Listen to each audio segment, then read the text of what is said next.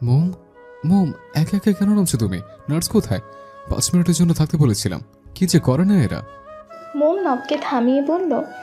এখন নামছো কেন? আচ্ছা চলো, আমি নিয়ে যাচ্ছি। নবকে ধরে ধরে মোম এগিয়ে গেল ওয়াশরুমে।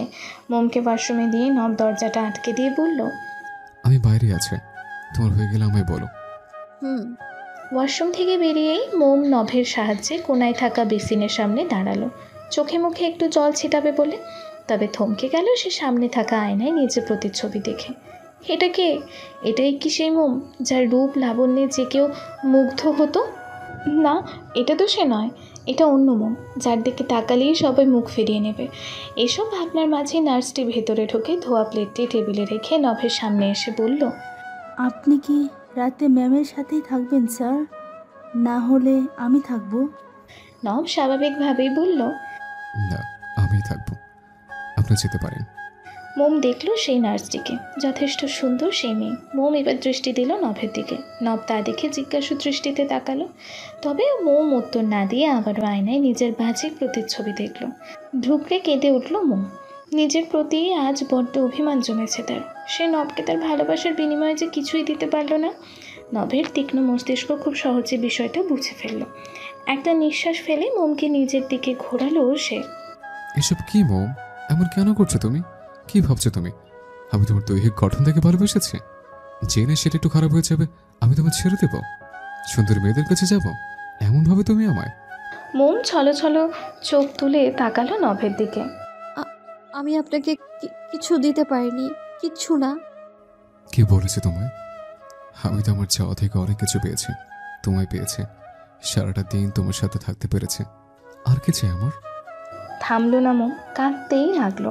নম হাঁ করে একটা নিঃশ্বাস ফেলে মোমের মুখটা উঁচু করে ধরে নিজের ঠোঁট মিশিয়ে দিল মোমের ফেটে যাওয়া চামড়া উঠে যাওয়া ঠোঁটে। চুষে নিতে লাগলো মোমের অধর সুধা। মোম আবেশে চোখ বন্ধ করে ফেলল। মোমকে ছেড়ে দিয়ে নব নিজের বুকে টেনে নিল মোমকে। এবার হয়েছে তো? বোঝাতে পেরেছে? তুমি আমি অনেক কিছু দিয়েছো, তুমি যেমনই হও, তুমি পুরোটাই আমার। আমি তো কুৎসিত। কুৎসিত বলতে কিছু হয় না মোম।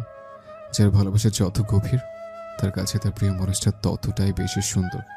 তেমনি তুমি আমার কাছে সবসময় সুন্দর, আমার সুন্দর প্রিয়তমা।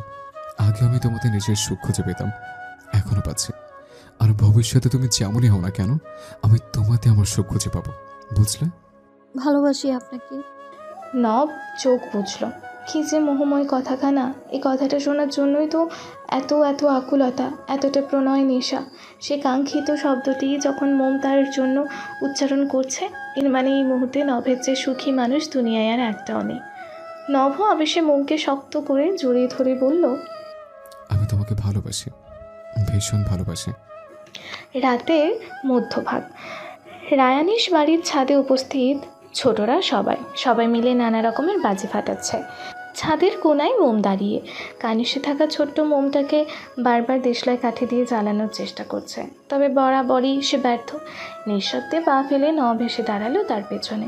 দুই দিক দিয়ে দুই হাত সামনে এনে নিজেই জ্বালালো মোমবাতিটা। নিজের নাকটা ঘষে দিল মোমের ঘাড় সমান চুলে। হ্যাঁ, অপারেশনের পর 4 মাস কেটে গেছে। মিস্টার থমাস আর ক্যারিয়ার জীবনে দ্বিতীয়বারের মতো সফল হয়েছে ব্রেন ক্যান্সার নামক রোগটি কারো শরীর থেকে বিচ্ছিন্ন করতে। মোমের মাঝে এখন আর কোনো অপারগতা নেই। সে না এখন আর এমন ভয়াবহ রোগের রোগী। এই 4 মাসে মোমের চুল একটু বড় হয়ে ঘাড় পর্যন্ত নেমেছে।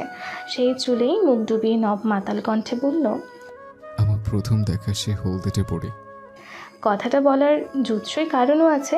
নভের হলুদ সন্ধ্যা হিসেবে মোমো আজ আবারও নিজেকে হলুদে সজ্জিত করছে, সেই তাদের প্রথম দেখার দিনের মতো। মোম হাসলো, পাশ থেকে একটা তারাবাজি তুলতে তুলতে বলল। নব মুখ তুলে মোমের কাঁধে থুতনি ঠাকালো। মোমের হাতের ওপর নিজের হাত ধরে দুজনে মিলে তারাবাজিটা ছোট্ট মোমবাতির আগুনে ধরল।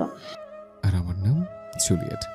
মোম রসিকতায় আবারও বলল, আর আমার বউ, আর আমার ভালোবাসা, আর আর আমার মোমবাতি। বলতে বলতেই তারাবাজিটা জ্বলে উঠল। মুহূর্তেই অন্ধকারাচ্ছন্ন পরিবেশটা তারাবাজির লালচে আলোয় আলোকিত হলো। আলতো হাসলো মোম আবারও, আর বলতে যাবে তার আগেই নব বলল, তুমি বলো, আমি তোমার কি? আপনি? মোম তাকালে নভের মুখপানে। নব মহা হাসি মুখে বলল। হুম, কি আমি তোমার? মোম দৃষ্টি দিল জ্বলন্ত তারাবাজিটার দিকে, মুচকে হেসে বলল। আপনি আমার জীবনের আধারের তারাবাজি।